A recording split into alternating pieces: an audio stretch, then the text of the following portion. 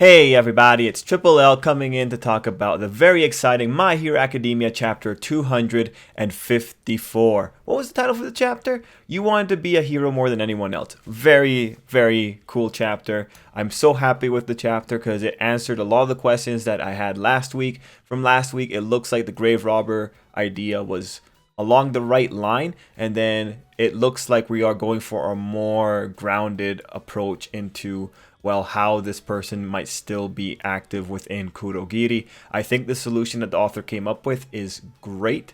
I think it's tight so far. I think it's nice. I'm really enjoying it. I think this has been a nice little time.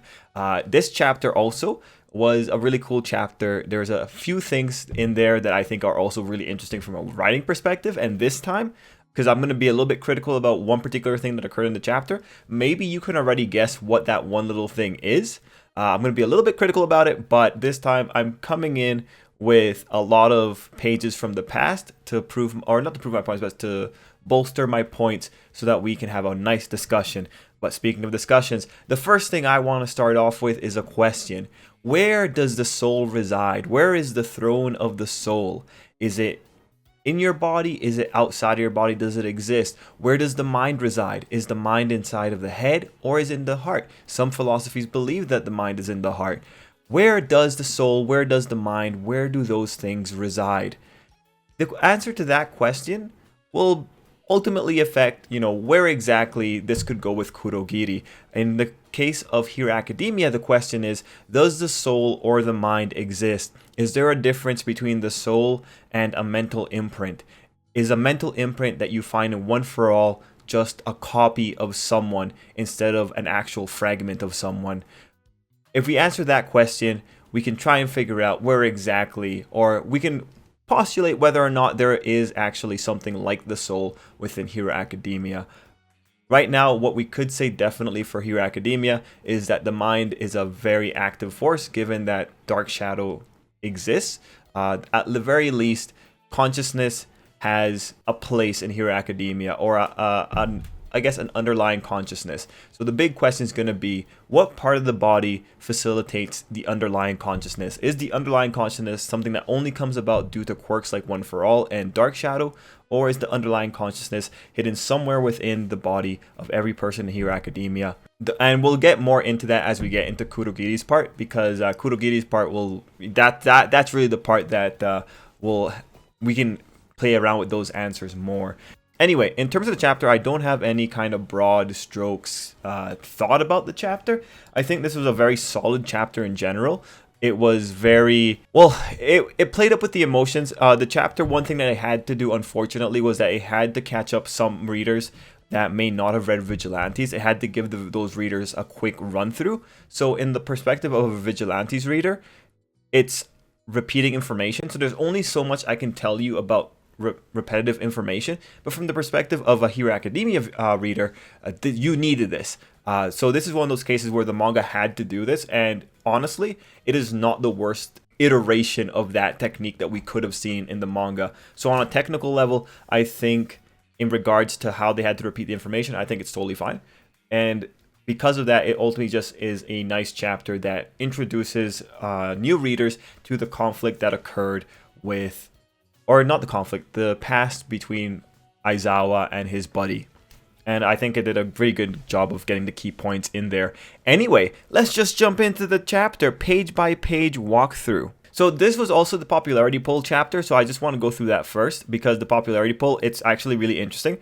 Because Aizawa is on that popularity poll, and Aizawa's popularity is going to be something we talk about in the chapter because of what the author did later on. But in terms of the popularity poll, I'm not surprised with the top 3 placements. Bakugo, Izuku, Todoroki. Look, there is no, how would I say this? It is not surprising that those 3 were featured in an arc together. That is not surprising. That's because they're popular. It's not surprising. Aizawa's treatment is not surprising because of the popularity. So in terms of this one, this is actually, I think, when it comes to, I'm reading Hero Academia and I'm looking at the popularity polls, I think this is a really good reflection of the current state of academia. This is very different from like last year's, the one that had Shinzo in it, because Shinzo, him being in there was directly a product of the anime. Whereas these guys being here, I feel this makes sense to me. This is the logical setup. Even Momo being in there, that makes sense to me. I'm pretty sure Hero Academia wants to set Momo up as the secondary main female character. But then Suyu got popular and Momo went to the back. But it's there. When you look at the promotional materials for the anime, they want Momo to be the second main female character among the heroes. So Momo getting into the popularity, I think that's really good.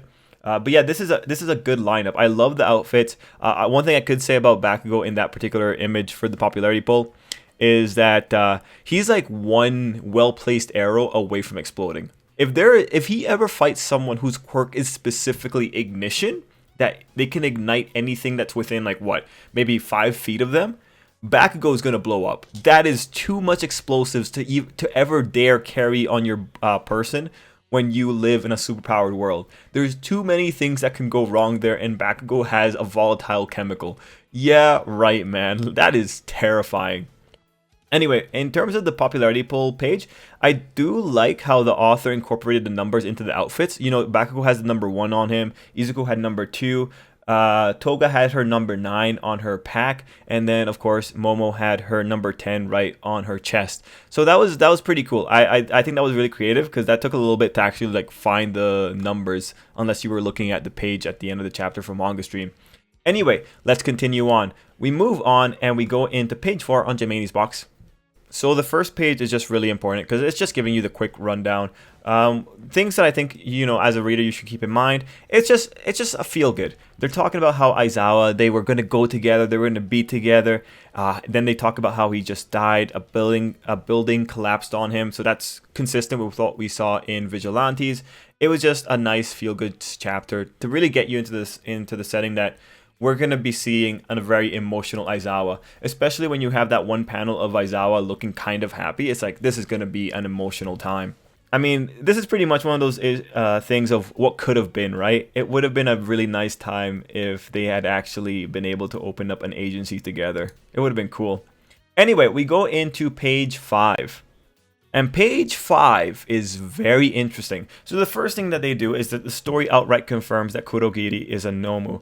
Now, last week I was talking about it, that from the narrative, it looks like, yeah, they're saying that Kurogiri is a Nomu. And I totally forgot that the high end had the same kind of eyes as Kurogiri. So maybe back during the high end, maybe I might have thought that Kurogiri was a Nomu from that particular point in time. But honestly, I forget. But we were talking about it on the live stream last night, and a lot of the things that we were questioning on the live stream last night were answered here. So that was pretty cool.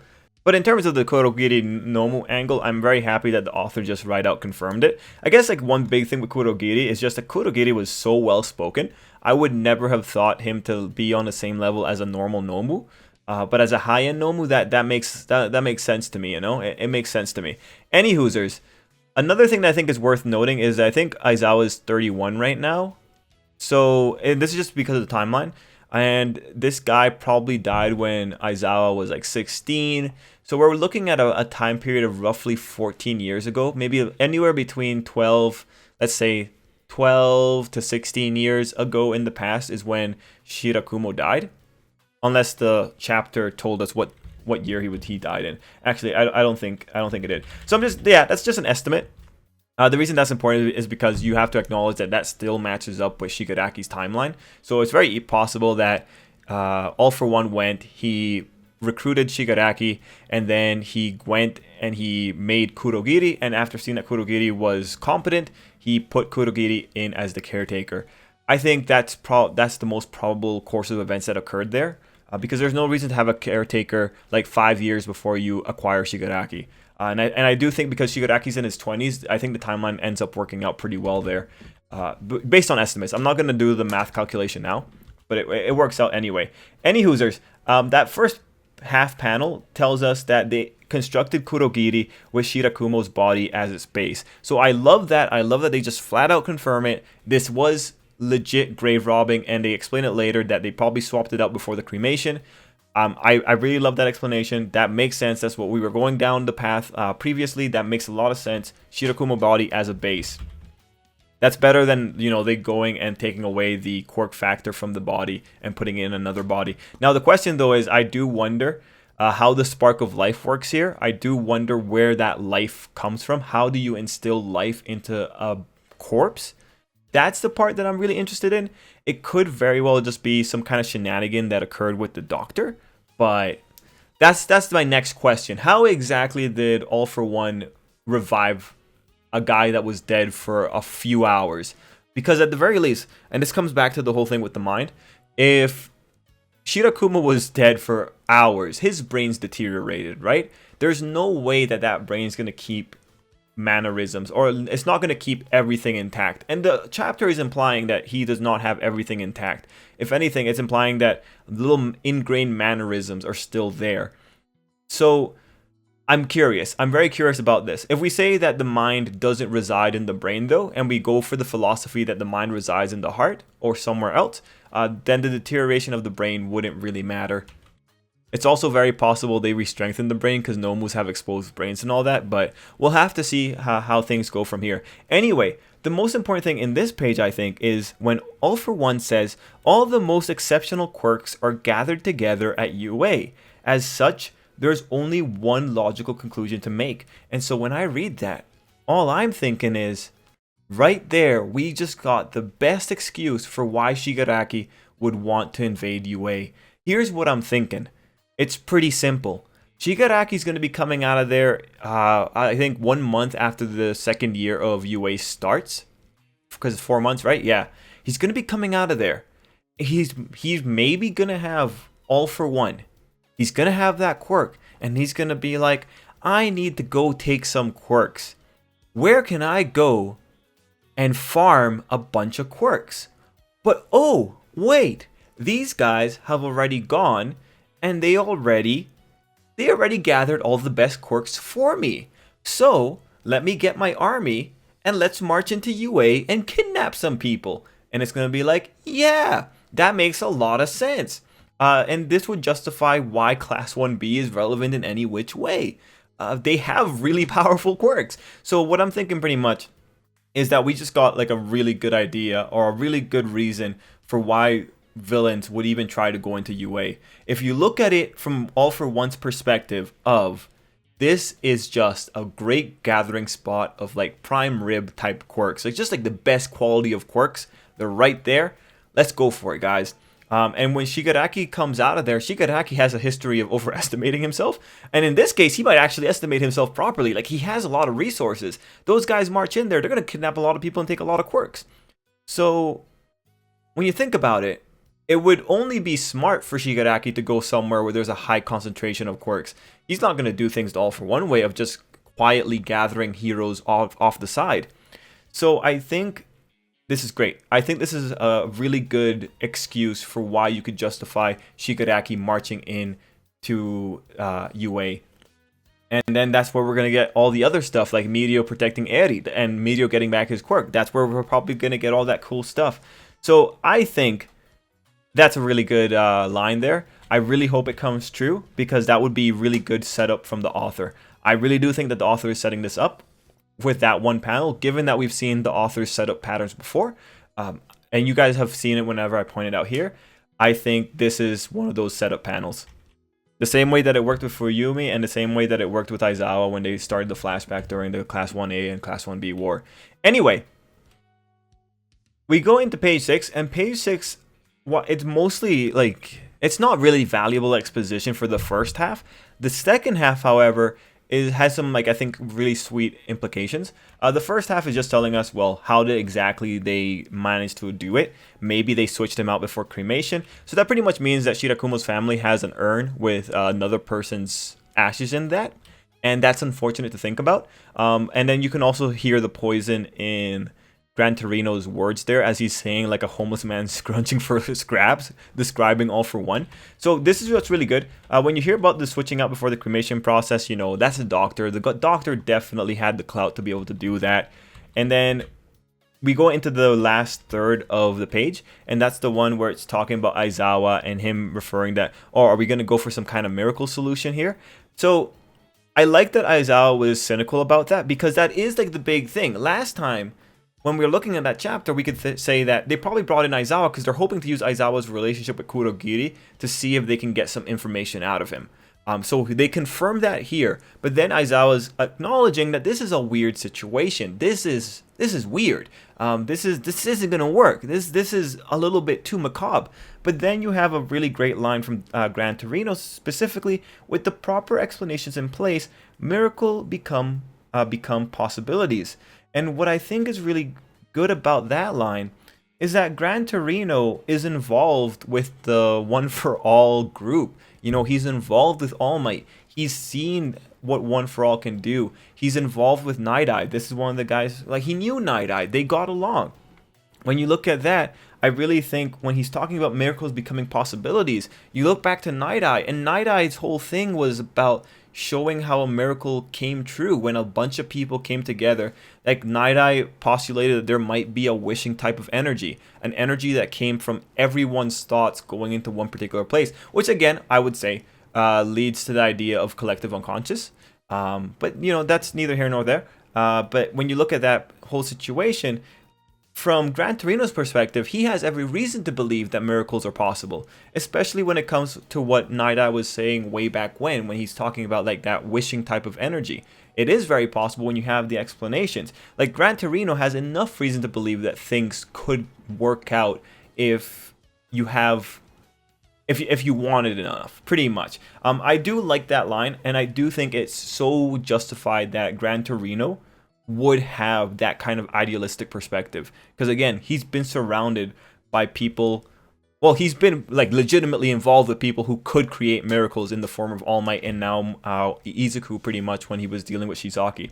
So I think that was a great move. You had Gran Torino showing off the poison that he has towards All for One, and you also had him showing off the hope that he has, well, just from like the general experience he's lived in his life. Now, page 7 is an important page as well, because it's the one that sets up a cause. It's the one that sets up a case for why Kurogiri could work here, when they're speaking about the high end who had a sense of individuality. So I think that was great. I loved how they made that little connection of it had the DNA of that guy that was an underground fight club member. That was pretty cool. I love that. Any other things I want to say about that? I think that was a great way of the author taking a thing that happened in the past and giving it context. And we're going to talk about that a little bit more, because there's something else that he gave context to. Any hoosers. The bottom half of page 7, I think, is the author trying to, you know, address more elephants in the room. I think this is a really good job. This one is a really good move on the author's part, because he has Aizawa questioning like, well, no, we already dealt with this guy before. He doesn't seem anything like the guy that we knew. This doesn't seem correct. And we have, you know, just a back and forth of characters trying to justify why this might be the case. And I think the justifications work. I think this is really good. I think I like that Aizawa is questioning it, because it shows that Aizawa is competent. And it doesn't mess with the reader's intelligence. Like, this is what you would expect Aizawa to be saying. And the comebacks that Sukachi gave, I think, were worthwhile. It just may have been that he's moving on modified memories. Like, honestly, it's a dead man's body. They could have done whatever they want with the brain. That's why I totally would believe Sukachi on that particular case. Anyway, we move into page 8. And page 8 is just... You look at page 8, it's just an artistic page. The biggest thing on page 8 is just that they don't want to get Shirakumo's family involved. I appreciate that the author took the time to address the thing about the family. So yeah, page 8 is just there for the artistry. I do like that panel of the two separated by the wall and Kurogiri on the other side. That is a really somber panel, and I like how the author did the separation. But beyond that, it's just a page to set up the scene. Anyway, we go into page 9 and we begin answering some questions that if you were on the live stream last night, you know we asked, because Aizawa goes in hard, activates his quirk as a, you know, I think when he activated his quirk, I think it was more of a sign of their friendship. He's activating his quirk because his quirk matters a lot when it comes to their history together. So that's what I think was going on there. Any hoosers. Kurogiri and them continue start the conversation on page 9. So page 10 is where we start up with more information. Yamada makes the excellent observation that the mist isn't disappearing, and so it means that the body itself is made of that stuff. So this is really interesting because we were questioning this all night on the live stream. So The basic idea is that his body is just constantly giving off that mist. Now, the thing is, because Kurogiri does in fact have, well, he wears an outfit. He does look like a solid guy. It means that even if he is totally mist, there must be some kind of solid mist underneath. So the way I would think it is like the mist itself is probably something like, it's probably like the skin. Like the mist is probably a new skin. You know, the skin is the largest organ in the human body. So you can just assume that the mist itself is now like a new skin organ that's been formed around the guy. One thing I would say is that the way I imagine it is probably like his body is just maybe the same mist kind of consistency. He probably still has a heart. He still bleeds. That's the thing. He still bleeds, and thanks to all the people who pointed that out last night. But Kurogiri still bleeds, so that must mean, if I was to imagine it, it's probably like something. He has the body right there, and then mist is just constantly propagating out. He's not made of mist, given that there's still blood in there. It's a really interesting situation, because Yamada's point that his body itself is made of that stuff isn't correct. The body isn't made of mist if there's still blood in there. So it's just probably some kind of weird combination of the mist is just always propagating out of him, and there's no way to stop it. Which still makes it a really interesting situation. And I'm reminded of what Talowolf said last night, that this may just be an issue of early Hero Academia stuff being changed and not meshing well with later Hero Academia stuff. But it's a really weird situation, because Yamada's statement of the body itself is made of this stuff doesn't work when you keep in mind that Stain was able to use his quirk on Kurogiri, or was able to make Kurogiri bleed. That, you know, it conflicts. Like, no, like there's flesh and blood inside of that body somewhere, and it's constantly emanating that mist. It's a really interesting it's a really interesting situation. But honestly, the Nomus are so inhuman too that you really probably can't apply regular logic to the Nomu physiology. Who knows, right? Who knows? The fact that Kurogiri can be made to bleed is the problem here. If Kurogiri was just sentient gas, you know, it'd be easier to go about this. Anyway, we begin the questioning process, and Aizawa is starting to have little ideas because he sees how much Kurogiri cares about Shigaraki. And so, you know, I'm not gonna lie, I never would have thought that was gonna be, like, his personality, I never thought that was gonna be such a big deal like it was for this chapter. I would have just thought that, well, that's just Kurogiri. He was told what to do, he's his boss's guy, and he just does what the boss tells him to do. Of course, I did like the President Mike was just freaking out the whole time. I think that was a really great contrast between the two. This is an emotionally charged situation. I really did enjoy that. Anyway, page 11 I think is a beautiful page of artistry and also information. As you see Aizawa figuring things out, and then you also have Aizawa giving you that extra little context about the cat. And I can tell you the whole storyline with the cat. When I saw it in Vigilantes, I just thought that was like the storyline of how Aizawa likes cats, because Aizawa likes cats. But I loved how it was turned into something of, he was such a nice guy, always picking up abandoned cats that I wouldn't pick up. That him caring about Shigaraki is like, this guy cares about him like he cares about a cat. I did like the connection. I think that was a really beautiful moment, and I do appreciate more what they did with the Vigilantes storyline when it came to the pets.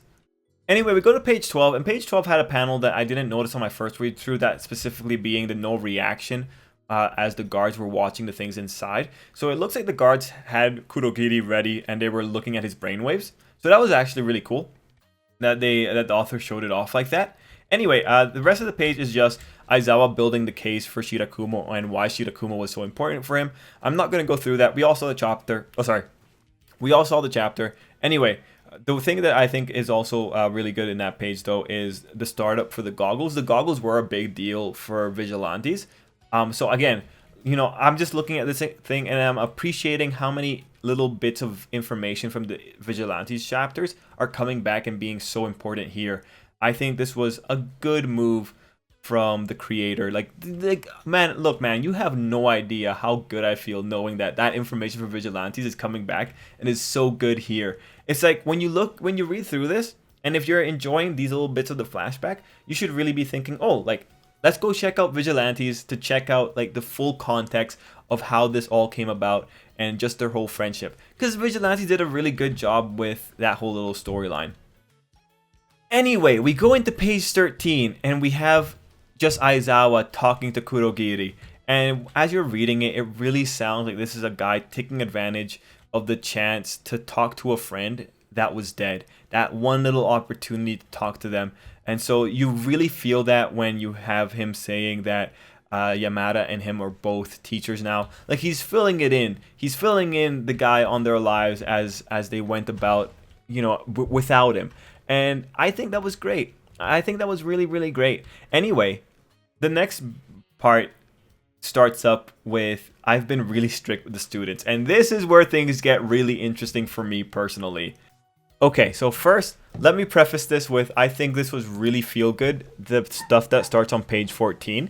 I think it's really feel good. And that does make me feel a little bit, like it gives a warm feeling in the heart. It gives you a really warm feeling.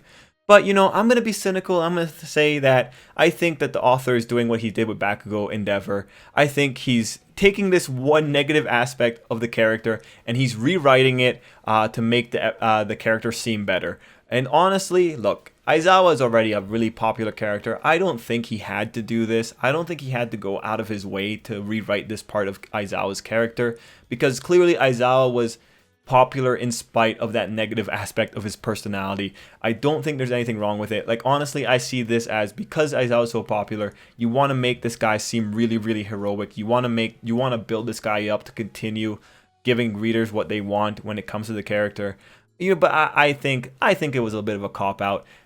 We'll begin talking about it. And I have other pages to show you guys as we go here, because this is really interesting. It's really interesting when authors do this. So this is really cool. So anyway, page 14, they go and they're talking about, Gran Torino notes that they're talking about the disgustingly high expulsion count. And then President Mike says, only on paper. And then for the first time ever, we see 2A. And I am going to say something. I really liked what the author did here. Specifically that first little panel where they have the 2A sign, where the person is saying, Ira Sensei. Like, I didn't even know who that was. I'm like, who's Era? Who the heck is that? And then I'm reading like, wait, he ran out with a mean look on his face. And then it starts coming to me, like when they're talking about meaner than how he looked when he expelled them. And then I'm thinking, oh, Era Sensei, like, that is a pet name. That is a name that comes out of fondness for Eraserhead. And so, you know, at that page, we go through this whole thing of how the kids that he expelled are still there, and that they had nightmares about the moment that he expelled them, and then they have permanent record expulsions and all that. So pretty much that whole little panel, I think that was really feel good. I think it was really nice how they said, like, yeah, I think like I've really grown as a person thanks to those moments with Eraserhead. I look at that though and I'm thinking, guy, are you rewriting this? So at that point, we gotta go back and we gotta like talk about this. We gotta like, let's do the proper analysis here. Because I feel, author, like, come on. I feel like you're just doing a little bit. I think you changed things up. I think you're doing a little bit of a cop-out because you want to make Eraserhead really cool. And that's okay. But we got to look at now your previous works when it comes to the reference of Eraserhead's behavior. So from page 14, you understand Eraserhead, and page 15, Eraserhead wanted the ability to expel students and then re-enroll them. So I will make the note that even in the beginning, Eraserhead said that the expulsions were a logical ruse.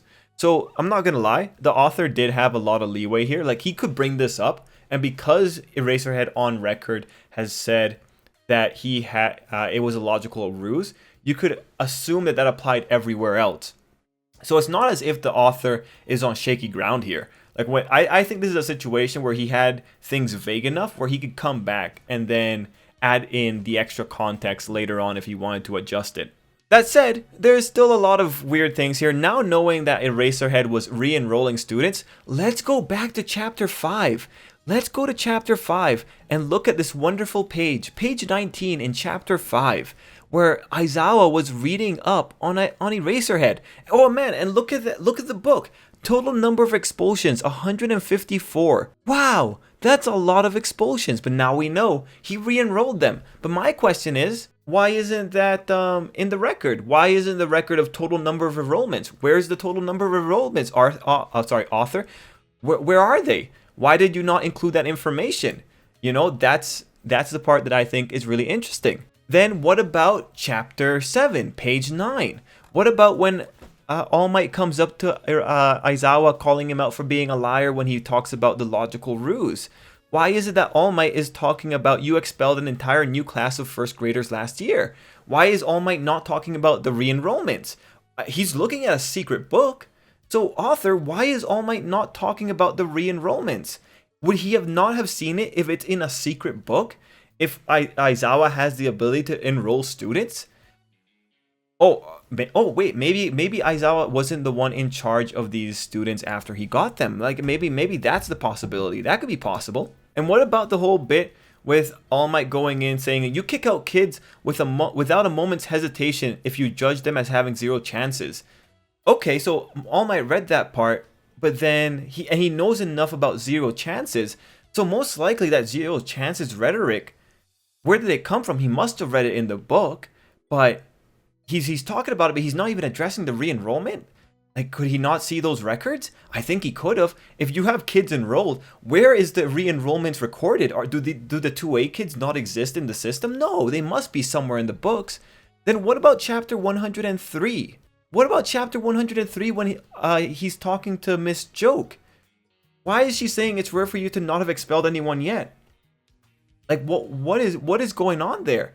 If Aizawa has a history of expelling people and then re-enrolling them such that they continue on with their classes, such that they can get into class 2A, why is she even bringing this up? Does it matter? Because it's only on paper, as Yamada said, that the expulsions stand. That means that Aizawa would have still have had a class even if he expelled them. So, when you look at Miss Joke, what is the point of her saying this? Because even if he had expelled them, they would still be there with him because he would have re-enrolled them. So where is that bit of dialogue? Where does that go? So that's my whole thing. Here you have a collection of panels that imply that Aizawa was legit about expelling these kids. The fact is, Miss Joke knows Aizawa well enough, she's not even in the school, to know that he expels people.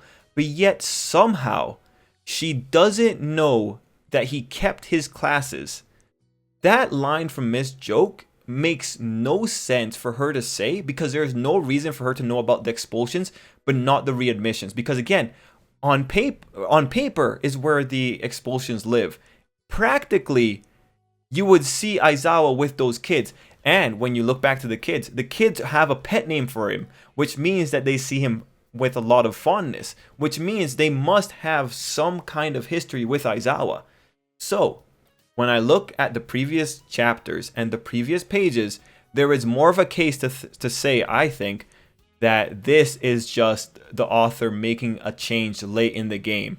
Because, look, man, when you go back to look at his whole conversation with All Might, it really seems that either the information about the re-enrollments wasn't present in the secret book, which is then the question, where is that information?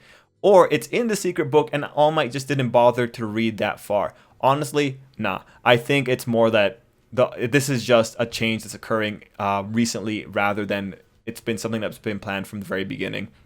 Like when you look at it, Aizawa had a character arc in the beginning and then he slowly become more heroic as the story went on. So, yeah.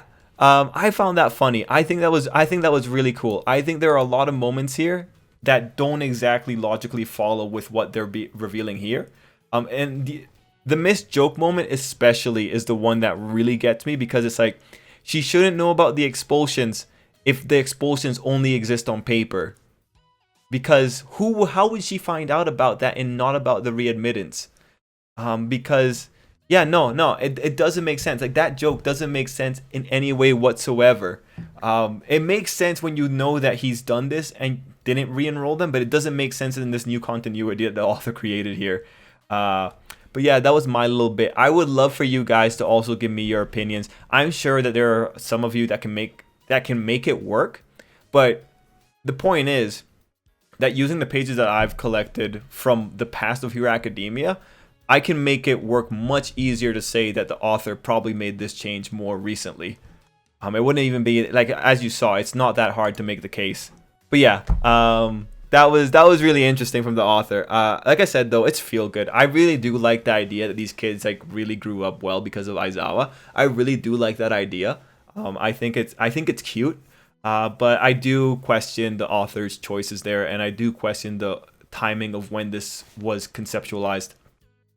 Anyway, continuing the chapter, page 15 is just the rationales for why he would do the re-enrollment behavior, specifically so that they have a little bit of a death for overconfident students to just learn that there's a possibility for failure here.